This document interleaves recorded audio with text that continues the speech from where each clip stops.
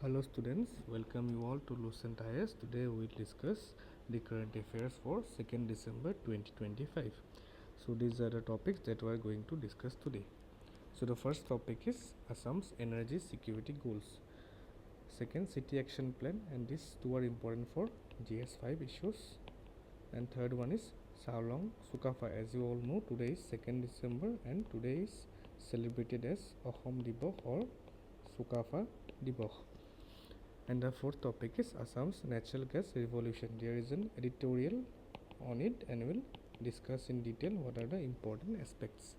Then next is SIM binding and hard resilient urban planning, digital arrest, bioremediation, and few miscellaneous topics for prelims perspective. So let's start.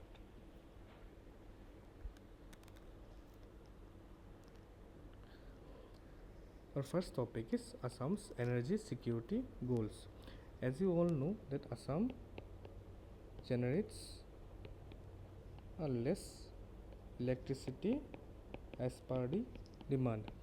So this is the current data that Assam generates less than 18% of its own peak hour electricity demand. So Assamor electricity ki hoy ase, electricity generation deficit hoy ase, right? So there is a deficit. And there is also a heavy dependency on central allocation and market purchases, which expose the state to volatility in supply, high cost, and constraints on industrial growth. So the energy security is very crucial for Assam's socio-economic transformation. So what are the current scenario? Let's see. The state's hydro and thermal capacities meet under 20% of peak hour demand, almost 18%. Okay. And demand growth continues to outpace generation, compelling costly power purchases. So bottoman ki hoye ase, demand for power is increasing, okay, but supply is what? Supply is not constant or supply is deficit. Yar karone ki hoise eta energy security issue eta create hoise.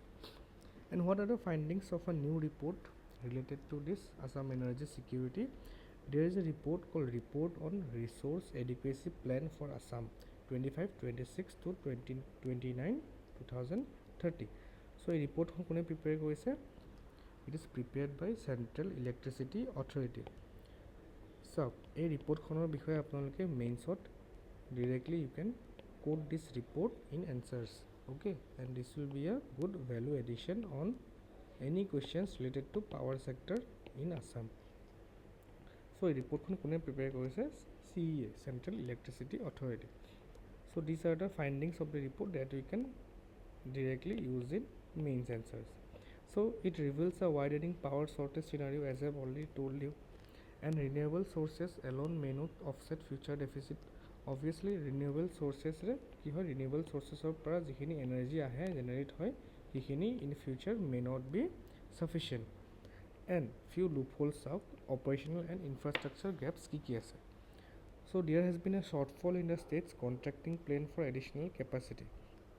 So additional capacity generate klot state or olop shortfall hoy ase, and rising inefficiencies due to aging assets, system conversion delays, and inadequate network upgrades. So power sector jikhini infrastructure, power sector infrastructure khini olop outdated hoise. A report to etu kotha koi ase. And APDCL faces peak load pressures due to urbanization and expanding commercial consumption. So urbanization and expanding commercial consumption hotar karone ki hoise? Power uses, manuhor power uses demand to bari goi ase, jar karone eta shortfall create hoy ase. So what does Assam needs to do to secure energy security? So first is Assam needs to enhance renewable energy adoption. As you all know, solar energy upor Assam government is heavily invested. So আপোনালোকে জানে না অসমত solar park recently ক'ত establish কৰা হৈছে. So in the comment section you can comment 2 to 3 solar park of Assam. এইবোৰ বস্তু আপোনালোকৰ প্ৰিলিমছতো হেল্প হৈ যাব. And electric vehicles and green hydrogen ওপৰতো আমাক ফোকাস কৰিব লাগিব, since these are all renewable energies. And third is industrial decarbonization. So industry jetia production hoy tetia definitely emissions hoy, okay, emissions হয়, and this causes pollution. And also electricity আমাক লাগে in industries to produce anything, any product we require what? Electricity. So ইয়াত ৰিপৰ্টখনে কি কৈছে যে industries must migrate to cleaner technologies, increasing pressure on the power system to supply uninterrupted electricity. So industries যিখিনি electricity use কৰে সেইবোৰো আমি decarbonise কৰিব লাগে, অৰ্থাৎ ৰিনিউৱেবল এনাৰ্জি ইউজ কৰি কিনে আমি প্ৰডাকশ্যন প্ৰচেছটো চলাব লাগে. So' that is what the editorial says. Okay, the second topic is the city action plan. চাওক, এটা ৰিচেণ্ট কাৰেণ্ট এফেয়াৰ্ছ আছিলে 10 চহৰ এক ৰূপায়ণ বুলি. আপোনালোকে চাগে শুনিছে ৰিচেণ্টলি যোনে কাৰেণ্ট এফেয়াৰ্ছ ডেইলি ফ'ল' কৰি আছে. চ' 10 চহৰ এক ৰূপায়ণ বুলি এটা ইনিচিয়েটিভ এটা আছিলে launch by Assam government. So' ইয়াৰ ৰিলেটেডে এটা ইম্পৰ্টেণ্ট নিউজ এটা আছে যে government launches city action plans for this 8 urban centres. So' Assam is undergoing rapid urbanisation as you all know. So' Assam গভৰ্ণমেণ্টে কি কৰি আছে in partnership with Janaagraha. This is a policy think tank. Okay, this is a Janaagraha is a policy think tank. So' they have launch what 8 city action plans, a first of its kind initiative in the state aimed at developing data-driven, citizen-centric urban governance framework. So, এই 8টা urban centers কি আছে for urban development. Government in collaboration with Janagraha has launched action plans. So, each city will prepare a 10-year strategic roadmap. That's a key planning থাকিব urban transport, health, slum redevelopment and environmental resilience. So we'll focus on these cities and the parameters are these parameters: infrastructure, planning, transport, health, slum and environmental resilience. এইবোৰ ডেভেলপমেণ্টৰ কাৰণে কি কৰিব action plan এটা 10-year action plan এটা গভৰ্ণমেণ্টে launch কৰিছে. বাট আমৰেলা প্ৰগ্ৰামটো কি হয়? আমৰেলা প্ৰগ্ৰাম ইজ 10 চহৰ এক ৰূপায়ণ প্ৰগ্ৰাম. চ' এই প্ৰগ্ৰামটোৰ বিষয়ে আপোনালোকে কি জানে এবাৰ কমেণ্ট কৰিবচোন, বিকজ এইটো বহুত আগৰে কাৰেণ্ট এফেয়াৰ্ছ. ঠিক আছে. Next is Chaolung Sukaphaa. As you all know today is what? Today we will celebrating Sukaphaa Divas or Assam দিৱস. অ'কে, চ' চুকাফাৰ বিষয়ে এটা এডিটৰিয়েল আহিছিলে নিউজ পেপাৰ. চ' তাৰ বিষয়ে আমি চাওঁ কি কি ইম্পৰ্টেণ্ট ফেক্টছ আছে. So' as you all know Sukaphaa is a Tai prince from মোংমাও in present day Yunnan Myanmar region. He migrated to Assam in 1228 CE. So' this are very basic things. So' ইয়াত নজনা বস্তু চাওঁ কি কি আছে. He was also' known as Chao Tai Singh before entering Assam. So these are important facts for your prelims. Okay, বাকীখিনিতো আমি already আই hope U all know Sukaphaa কেতিয়া আহিছিলে অসমত. চ' যোনখিনি ৰেয়াৰ বস্তু যিখিনি ফেক্টছ চবে গম নাপায় বাট ইজিলি নোন নহয় সেইবোৰ বস্তু চাওক, ফ'কাছ কৰক. Title given to him. Title কি দিছিলে? টাইটেল দিছিলে চাওলুং বা lord of heavens.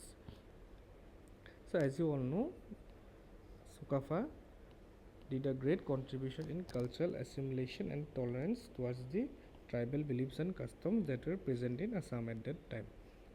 And he introduced rituals like worship of Fatu Ching.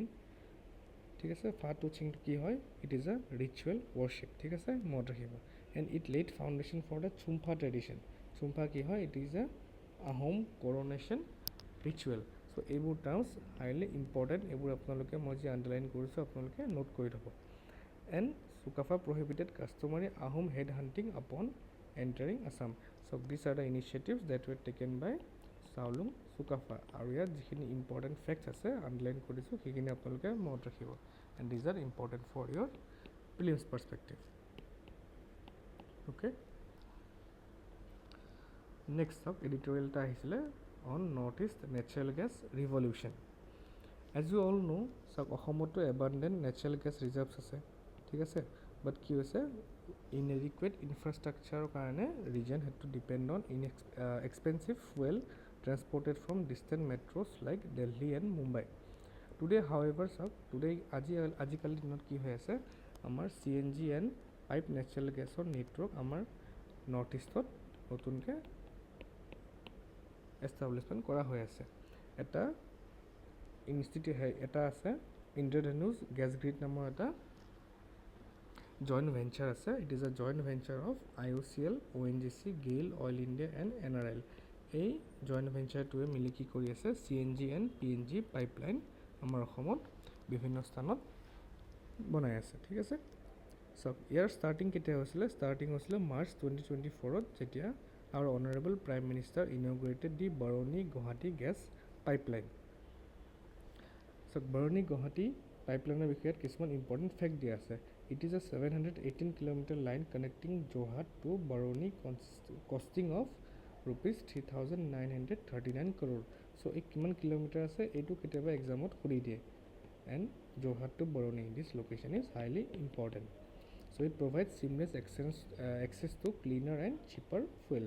So Indradhanush gas গ্ৰিডে কি কৰি আছে, এই প্ৰজেক্টবোৰ ইমপ্লিমেণ্ট কৰি আছে on developing the natural gas scenario' of the north east. So' Indradhanush gas গ্ৰিডৰ বিষয়টো মই অলৰেডি কিছুমান ইম্পৰ্টেণ্ট ফেক্টছ ক'লোৱে, যে কোন কোন PSCO জইণ্ট ভেঞ্চাৰ হয় সেইখিনি আপোনালোকে নোট কৰি থ'ব। ঠিক আছে, and India's first cross-state gas pipeline set the template for nationwide gas connectivity. So this was an example for what? For the Indradhanush gas grid in laying the piped natural gas networks. Okay, so next topic ki ase, next topic is on SIM binding. So what is SIM binding? Etu apnaloke internal security ba prelims oto important hoy, internal security apnaloke as example apnaloke use koribo pare. So SIM binding mandatory feature eta government launch koribo। ঠিক আছে, so SIM binding কি হয় আমি চাওঁ আহক। So SIM binding is a security mechanism that permanently links a user's messaging or authentication service to the physical SIM card used during registration. So every SIM card contains hardware level data. এইখিনি চাওক technical বস্তু কি কি থাকে আপোনালোকে এবাৰ চাব পাৰে। আৰু চাওক ইন শ্বৰ্ট আপোনালোকক মই বুজাই আছোঁ কি কি বস্তু মনত ৰাখিব লাগে। কোনটো মিনিষ্ট্ৰীয়ে লঞ্চ কৰিছে, ডিপাৰ্টমেণ্ট অফ টেলিকমিউনিকেশ্যন, এণ্ড কোনটো ৰুলছৰ আণ্ডাৰত সেইখিনি আপোনালোকে চাই ল'ব। চ' এক্সপ্লেনেশ্যনটো এনেকুৱা, ছাপ'জ আপোনালোকে হোৱাটছএপ ইনষ্টল কৰিছে। চ' হোৱাটছএপ ইউজ কৰিবলৈ we need what? We need a certain SIM number. Okay, SIM number. So' গভৰ্ণমেণ্টে কি মেণ্ডেট কৰিছে যে যেতিয়া কোনোবাই হোৱাটছএপ একাউণ্ট লগ ইন কৰিব using a different SIM that is not present in the device, so' সেইটো বস্তু কি হ'ব? সেইটো বস্তু প্ৰহিবিট কৰা হৈছে। চ' যদি চিমখন মোবাইলত লাগি আছে, যোনটো মোবাইলৰ পৰা হোৱাটছএপ বা any type of social media এইবোৰ চলাব বিচাৰে, যদি চিমখন লাগি আছে মোবাইলটোত, তেতিয়াহে এপবোৰ কাম কৰিব। আদাৰৱাইজ কি হ'ব? অট'মেটিক লগ আউট হৈ যাব। এণ্ড হাউ ইট ৱৰ্কছ, আমাৰ চিমত কি থাকে? কিছুমান ফিচাৰ্ছ থাকে, যেনেকুৱা IMSI, ICCID, অথেণ্টিকেশ্যন কি। যেতিয়া কি হ'ব? যেতিয়া যি ধৰণৰ যিকোনো এপ এটাই চিম বাইণ্ডিং ফিচাৰটো এক্টিভেট কৰিব, তেতিয়া কি হ'ব? এই চিম আইডেণ্টিফায়াৰ্ছ কিছুমান থাকে ডিভাইচৰ ভিতৰত, সেই চিম আইডেণ্টিফায়াৰ্ছখিনিয়ে কি কৰিব? চেঞ্জ কৰিব যে সঁচাকৈ চিমখন মোবাইলটোত আছে নে নাই। যদি মোবাইলটোত চিমখন নাই, তেতিয়াহ'লে কি হ'ব? লগ ইন কৰিব নোৱাৰিব। ঠিক আছে, and new government order mandates কিছুমান আছে যে messaging apps must ensure their services remain continuously link to the SIM used during sign up. That is, I have already given you an example. And apps must block access if the registered SIM is not physically present in the device. এইটো মই already ক'লোঁ। And web versions like WhatsApp web, যোনটো আমি লেপটপত কেতিয়াবা use কৰোঁ, they must log out every 6 hours. And platforms have 90 days to comply. So these are mandatory rules you can use as an example. Okay. Next case topic, hard resilient urban planning. So urban planning বুলি ক'লে আমাৰ first try কি কৰে? Good transportation, housing, ঠিক আছে, then infrastructure, সেইবোৰ আমি প্ৰথমতে মনত পেলাওঁ। বাট চাওক ইয়াত লিখা আছে কি? The traditional urban development in India has largely operated in sectoral separating transport, housing, environment and health. Health যোনটো parameter আছিলে সেইটো আগতে কি আছিলে ignore কৰা হৈছিলে while doing urban planning. So what is the need? So need কি হয়, it can reduce exposure to pollution and heat stress. So urban area যেতিয়া এটা develop হ'ব তাৰ পৰা কি হয় কিছুমান pollution হয় যাৰ কাৰণে কি হয় মানুহৰ হেল্থত ইম্পেক্ট পৰে, স্পেচিয়েলি হাৰ্টত ইম্পেক্ট পৰে। তো যেতিয়া আৰ্বান প্লেনিং কৰিব, চ' এই আৰ্টিকেলটোৱে কৈছে যে it must also' consider the health aspect while doing urban planning. So' আৰু কি কৈছে, it can shorten commuting distance, lowering stress and emission. ঠিক আছে, ষ্ট্ৰেছ আৰু এমিশ্যনৰ কাৰণে কি হয় আমাৰ হাৰ্টত ইম্পেক্ট পৰে। And it can also improve access to healthy food, recreation and healthcare centers. So a heart healthy urban planning or কি কিছুমান pillars আছে সেইবোৰ চাওক। প্ৰথমতে safe footpath বনাব লাগিব, cycling network বনাব লাগিব, pedestrian friendly public places, মানুহে খোজ কাঢ়িবলৈ pedestrian কি কৰিব, pedestrianer কাৰণে খোজ কাঢ়িবলৈ public spaces থাকিব লাগিব, encourage daily physical activity and reduce vehicular emissions. So these are all what this can also contribute to a heart resilient urban centers. যেতিয়া ফুটপাথ থাকিব, সাইক্লিং নেটৱৰ্কছ থাকিব, পলিউশ্যন কম থাকিব, ট্ৰি কভাৰ হ'ব, urban forest হ'ব, চ' সেইবোৰ হ'লে কি হ'ব আমাৰ হেল্থৰ ইম্পেক্টটো নিগেটিভ ইম্পেক্ট ইমান নপৰে and our heart will remain what healthy. Then focus on public transport system, যিহেতু তেতিয়া কি হ'ব চব মানুহে পাব্লিক ট্ৰেন্সপৰ্ট ছিষ্টেম ইউজ কৰিলে কি হ'ব পলিউশ্যন কমি যাব। ঠিক আছে, so' these are the pillars you can go through. Next আছে digital arrest topic. News to ki hoy Supreme Court task CBI to tackle digital arrest. So what is the current news? Current news to hoy Supreme Court granted CBI full freedom to probe the role of bankers under Prevention of Corruption Act 1988, where bank accounts are open for the purpose of digital arrest scam. So digital arrest ki hoy, digital arrest এটা type of online scam where fraudsters impersonate মানে fraudsters act as law enforcement officials via phone calls, video calls, mainly video calls যোগেদি কি হয় they accuse victims of false cases and false cases accuse কৰাৰ পিছত কি হয় তেওঁলোকৰ পৰা মানি ডিমাণ্ড কৰা হয়। ঠিক আছে, দিছ fraudsters demand money and already চাওক এটা ডেটা আপোনালোকৰ কাৰণে ইম্পৰ্টেণ্ট হ'ব মেইনছৰ কাৰণে যে India has already lost over 120 crore to digital fraud. যেতিয়া ডিজিটেল ফ্ৰড হ'ব চ' ডেফিনেটলি কি হ'ব পইচাটো বিচাৰে কি হয় পইচাটো এটা কোনোবা বেংক একাউণ্টত যাব লাগিব। চ' ছুপ্ৰিম কোৰ্টে ষ্ট্ৰিক্ট অৰ্ডাৰ দিছে যে it must probe the role of bankers. So' বেংকাৰ্ছৰ কি ৰোল আছে in this digital arrest scam সেইখিনি বস্তুৰ ওপৰত ছুপ্ৰিম কোৰ্টে ষ্ট্ৰিক্ট গাইডলাইন্স দিছে। অ'কে, গাইডলাইন্স বা ডিৰেকশ্যন দিছে। So what are the existing initiatives by government to tackle digital arrest? Indian Cyber Crime Coordination Center by in short I4C বুলি কয়। It has been set up under Ministry of Home Affairs as an attached office to deal with all types of cyber crimes in the city. So these also deal with digital arrest. ঠিক আছে, then আছে Cyber Fraud Mitigation Center. It has also been established at Indian Cyber Crime Coordination Center where representatives of major banks, financial intermediaries, payment aggregators like GPay থাকিব, ঠিক আছে, ভীম, PhonePe, এইবোৰ কি হয় payment এগ্ৰিগেটাৰ্ছ, সেইবোৰ কি কৰিব collaboratively they will work towards reducing the menace of digital arrest. Next platform কি আছে Sammanvaya platform. It is a joint management information system. It provides analytics বা ডেটা প্ৰভাইড কৰে on interstate linkages of crimes and criminals involved in crimes such as digital arrest. And এটা website এটা আছে cybercrime.gov.in and central government has introduced this feature which provides citizen a search option to search I4C's repository of identifiers of cyber criminals. So cyber criminalsৰ কিছুমান কি হয় data বা repository এই ৱেবছাইটত already store হৈ থাকে। So citizens can go into this website and check the identification of cyber criminals. Okay, I hope these are clear. So So cyber digital arrest কি হয় and initiatives কি হয় এইখিনি আপোনালোকে এবাৰ চাব বাকি this is the only thing that you need to know. Next topic is bioremediation. So da hindut eta article asile on why does India need bioremediation. So bioremediation কি হয় সঘনে আমি UPSC বা APSC previous year question আমি prelims to পাওঁই. So what is bioremediation? So let's start with the meaning of bioremediation. So remediation মানে কি restoring and bio means what biology. So it literally means restoring life through biology. It refers to the use of living organisms, mainly microorganisms, to degrade environmental contaminants into less toxic or harmless forms.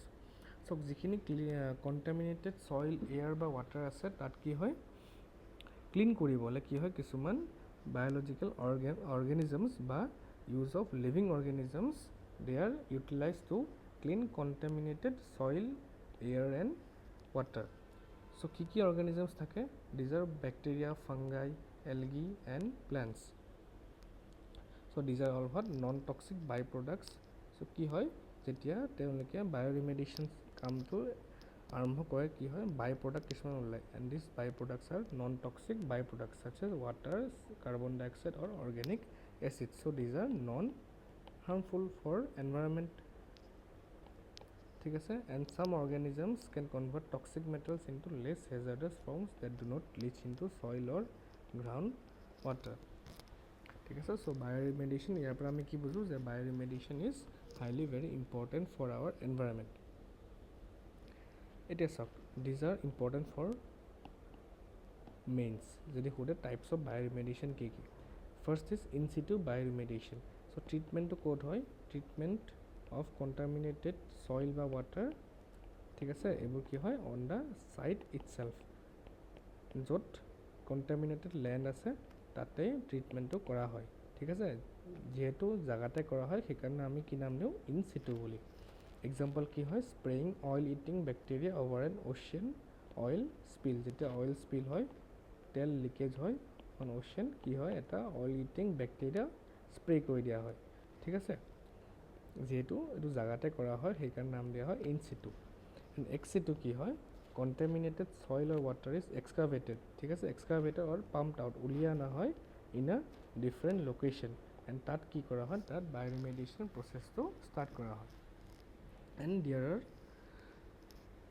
a few advantages and disadvantages associated with the process ঠিক আছে these are also important for mains perspective. Advantages কি কি হয় these are already you know environment friendly ঠিক আছে they are also cost effective. They provide permanent solution for degraded compounds, useful for removing oil spills যোনটো example মই already আপোনালোকক কৈছোৱে. And disadvantage কি কি আছে it requires large areas ঠিক আছে and may take months to years so it is time consuming. Second is it works only for biodegradable contaminants those they can be broken down. So non-biodegradable contaminants হত কি হয় bioremediation কাম নকৰে and it is also ineffective for inorganic pollutants and certain heavy metals ঠিক আছে these are the advantages and disadvantages. Next কিছুমান short news আছে যে BSF aims for complete gap free Indo-Bangladesh border fence by 2026. So it is a one liner question কেতিয়াবা আপোনালোকৰ এই ফেক্টবোৰ কামত আহি যাব সেইকাৰণে মই ইয়াত এইটো ইমেজ দি দিছোঁ ঠিক আছে this is important for prelims. Okay next prelims er karone highly very important for upcoming prelims. Sweden's pole vault eta sports person jar naam Armand Duplantis. He is associated with the which sport pole vault ঠিক আছে এইটো কিন্তু important হ'ব pole vault স্পৰ্টৰ লগত তেওঁ জড়িত and his name is Armand Duplantis ঠিক আছে and ঠিক আছে and কি আছে এজন আমেৰিকান স্প্ৰিণ্টাৰ আছে Sydney McLaughlin Levrone. These two were combined named as World Athletes of the Year 2024 ঠিক আছে so ইয়াৰ কাৰণে মই কি ইম্পৰ্টেণ্ট বস্তু কম মানুহকেইজনৰ আপোনালোকে নেম মনত ৰাখিব and কোনটো স্পৰ্টৰ লগত জড়িত মনত ৰাখিব এণ্ড কোন কাণ্ট্ৰিৰ হয় ঠিক আছে he is from Sweden and another is from Sydney ঠিক আছে এইখিনি বস্তু আপোনালোকে মনত ৰাখিব next up this is also' a one liner fact the CM our honorable chief minister inaugurates women run bazaar at কঠিয়াদলি ক'ত আছে নগাঁও ঠিক আছে এইখিনি আপোনালোকে নোট কৰি ল'ব ঠিক আছে these are one liner facts this is also another one liner fact the WHO terms obesity as a global health crisis ঠিক আছে backs long term use of GLP-1 drugs বাস আপোনালোকে যোনটো আইডেন্টিফাই কৰিছে as global health crisis so example আহিব পাৰে এনেকুৱা one liner facts কিছুমান recently WHO World Health Organization have declared which the WHO declared which disease as a global health crisis তেনেকুৱা type কি হয় one liner কিছুমান fact আহি যাব পাৰে so your answer will be obesity right okay so I hope আপোনালোকে কি পঢ়িব লাগে ডিমাণ্ডটো বুজি পাইছে next up this is also important for prelims the 14th edition of India Maldives bilateral relay exercise 𝐤𝐴 will start from 2nd December in Kerala ঠিক আছে this is the 14th edition ক'ত হৈ আছে থিৰুৱনন্তপুৰম কেৰালা so এইবোৰ কি হয় এক্সামত প্ৰিলিমছত মেইনলি মেচ দ্য ফলোইং বা directly কেতিয়াবা সুধি দিয়ে so 𝐤𝐴 কাৰ মাজত হয় কাণ্ট্ৰি কেইটাৰ নাম আপোনালোকে মনত ৰাখিব কাণ্ট্ৰি হয় ইণ্ডিয়া এণ্ড মালদ্বীপছ নেম কি হয় what is the meaning of this name it means friends in the 𝐤𝐴 language বা মালদ্বীপছৰ যোনটো মালদ্বীপছৰ লেংগুৱেজ ঠিক আছে তাৰ নাম কি হয় 𝐤𝐴 লেংগুৱেজত 𝐤𝐴 মানে হ'ল ফ্ৰেণ্ডছ কেতিয়া ষ্টাৰ্ট হৈছিলে in 2009 so it is a bilateral military exercise between India and Maldives conducted annually and alternately in India and Maldives so আজিকালি যেহেতু কুৱেশ্যনবোৰ টান হৈ গৈ আছে so কোনটো annually হয় কোনটো bilateral হয় নে trilateral হয় সেইখিনি আপোনালোকে নোট কৰি থ'ব সেইকাৰণে মই টাইপ অফ এক্সাৰচাইজ দি থোৱা আছে কেতিয়া ষ্টাৰ্ট হৈছিলে এণ্ড annually হয় and alternately in India and Maldives এই গোটেইখিনি fact these are highly important so এইখিনি আপোনালোকে নোট কৰি থ'ব next this is also important for prelims Oxford Word of the Year কিয় ঘোষণা কৰা হৈছে the word 𝐟𝐴𝐥𝐵𝐷 ঠিক আছে 𝐟𝐴𝐥𝐵𝐷 so ইয়াৰে মিনিং কি হয় so যিকোনো content those are deliberately designed to elicit anger or outrage যিকোনো সাপোজ অনলাইন কন্টেন্ট এটা চাই আমাৰ যদি এংগাৰ বা খং উঠিছে সেইটো ফেনোমেনা আমি কি বুলি কওঁ 𝐟𝐴𝐥𝐵𝐷 বুলি কওঁ ঠিক আছে so purpose to গম পালে already frustrating provocating or offensive post intended to increase traffic or engagement on web pages on social media accounts যাৰ কাৰণে কি হয় হাইলি ট্ৰেন্ডিং বা ভাইৰেল হৈ যায় কিছুমান কন্টেন্ট ঠিক আছে আৰু যাকছে আমাৰ কি হয় frustration provocation and anger হয় সেইটো টাৰ্মটোক আমি কি বুলি কওঁ 𝐟𝐴𝐥𝐵𝐷 বুলি কওঁ ঠিক আছে লাষ্ট ইয়াৰ 2024 কি আছিলে 2024 আছিলে brain ৰট this was declared the word of the year in it highlighted mental drain from endless scrolling যেতিয়া আমি ফোন বা ল্যাপটপ স্ক্ৰল কৰি থাকোঁ endlessly তেতিয়া কি হয় আমাৰ মেণ্টেল ড্ৰেইন হয় যোনটো আমাৰ ফেনোমেনাটো কি নাম দিছে brain ৰট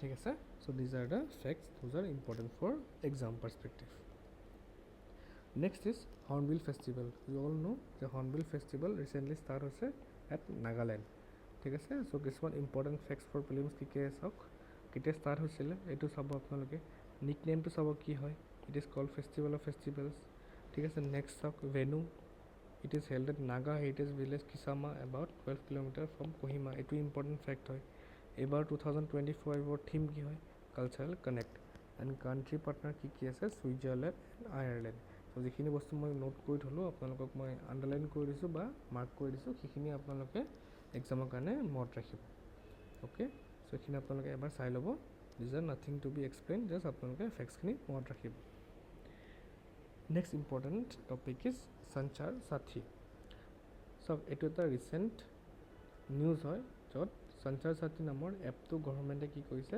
it has asked all smartphone makers to pre-install on all phones. Pre-install মানে সেইটো কেতিয়াও uninstall কৰিব নোৱাৰিব, and it is mandatory for all smartphone makers to install this Sanchar Sati app. So কিছুমান important facts আমি এতিয়া ইয়াৰ বিষয়ে জনাটো দৰকাৰী হৈ যাব। কোনে ইনিচিয়েটিভ লৈছে? Department of telecommunication. They have made it mandatory. ঠিক আছে, for all new mobile phones manufactured or imported in India to have this app pre-installed. So এই এপটো কি হয়? It is a security and awareness platform.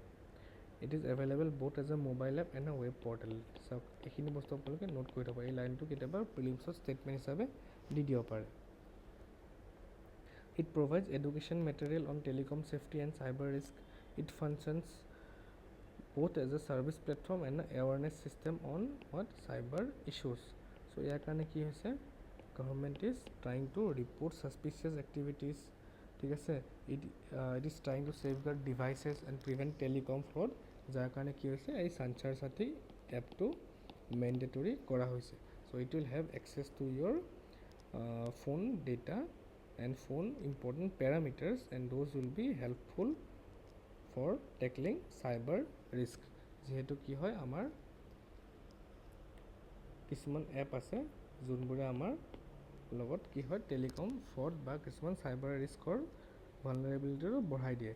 So this Sanchar Sati app will what it seeks to tackle this menace of cyber risk.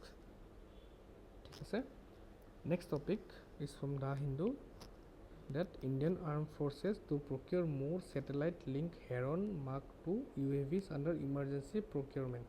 So Indian Army by Indian Armed Forces Indian Armed Forces is procuring more satellite UAVs বা unmanned aerial vehicles বা drones বুলিও আমি যাক কওঁ, যাৰ নাম কি হয় Heron Mark II.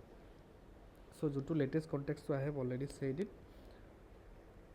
and আগৰ এটা কিছুমান important fact আছে যে Indian Army and Air Force have been operating Heron Mark II since 2021. So this is not the first time. ঠিক আছে, not first time. Initially 2021 আমি procure কৰিছিলোঁ after LAC tensions with China. So কিছুমান important facts আছে প্ৰিলিমছৰ কাৰণে চাওক। Endurance, it can work up to 45 hours. It can reach up to 35,000 feet. Operating range কিমান হয় মনত ৰাখিব। ঠিক আছে, and top speed মনত ৰাখিব, payload capacity মনত ৰাখিব। ঠিক আছে, so these important facts you should by heart for prelims. Next topic is masala bond. So what is the current context বা news কি হয়?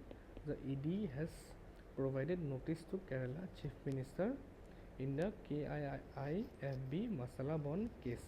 ঠিক আছে, so this news is not that important, but what are masala bonds? These are highly important for us, and this is important for economics. ঠিক আছে, so masala bonds are rupee denominated bonds issued outside by Indian entities. ঠিক আছে, so if a company needs investment, what he can do, he can issue bonds to foreigners বা foreign countryত bond issue কৰিব, like say USA. ঠিক আছে, bond issue কৰাৰ লগে লগে কি হ'ব, USৰ ইনভেষ্টৰৰ পৰা the company will get investment in money, আৰু তাৰ ৰিটাৰ্ণত কি হ'ব, যেতিয়া প্ৰফিট হ'ব the company will return the money. ঠিক আছে, so ইয়াত ট্ৰেনজেকশ্যনৰ যোনটো parameter that is only money, বা ফৰেইন কাৰেঞ্চিত ইয়াত ইনভেষ্টমেণ্ট বা ট্ৰেনজেকশ্যন নহয়। ঠিক আছে, এণ্ড যিহেতু ইণ্ডিয়ান হয় সেইকাৰণে ইণ্ডিয়ান ৰুপিত ট্ৰেনজেকশ্যন হয়, সেইকাৰণে জাষ্ট ফৰ চিম্পলিচিটি নাম দিয়া হৈছে মাছালা বণ্ড। ঠিক আছে, I hope this is clear. So the first masala bonds were issued by whom? International Finance Corporation in 2013. ঠিক আছে, they allow Indian entities to raise money in Indian rupees from foreign investors, যোনটো মই already আপোনালোকক মই ক'লোৱে। ঠিক আছে, ইয়াত কি হয়, কাৰেঞ্চি ৰিস্ক যদি এক্সচেঞ্জ ৰেট আপ ডাউনো হয়, the risk lies with the investor not the issuer. So' যোনটো কোম্পানীয়ে বড়ো কৰি আছে সেই বড়োৱাৰৰ লগত ৰিস্ক নাথাকে, the risk lies with the investor since what the repayment is made in rupees. ইয়াত ডলাৰ বা বেলেগ কাৰেঞ্চিৰ পাৰ্ট নাই, যিহেতু পিয়ৰলি ইণ্ডিয়ান ৰুপিত কৰা হয় ডিলিংটো, সেইকাৰণে কি হয়, the currency risk lies with the investor. So currency exchange ৰেটটো কি হয় ফ্লাকচুৱেট হৈ থাকে সেইকাৰণে মাছালা বণ্ডে কি কৰে to compensate they provide higher interest rate for the investor চাওক এইটো পইণ্ট ইয়াত লিখি থোৱা আছে and the important fact is both government bodies and private companies can issue this masala bonds চাওক ইছ্যুটো কৰিলে government and private and company but who can invest any investor outside India who wishes to invest in rupee asset যিকোনো investor outside India they can invest in masala bond and residents of countries that are members of FATF or Financial Action Task Force individual institutions and financial organization that follow IOSCO standards এটা standard আছে এইখিনি যোনে ফলো কৰে তেওঁলোকক investment কৰিবলৈ allow কৰে and multilateral and regional financial institutions in which India is a member যোনবোৰ ইনষ্টিটিউশ্যনত India member হয় সেইবোৰ ইনষ্টিটিউশ্যনতো কি কৰে they can invest in masala bonds okay so these are the things that you need to know okay so thank you so much we'll meet again for the 3rd December tomorrow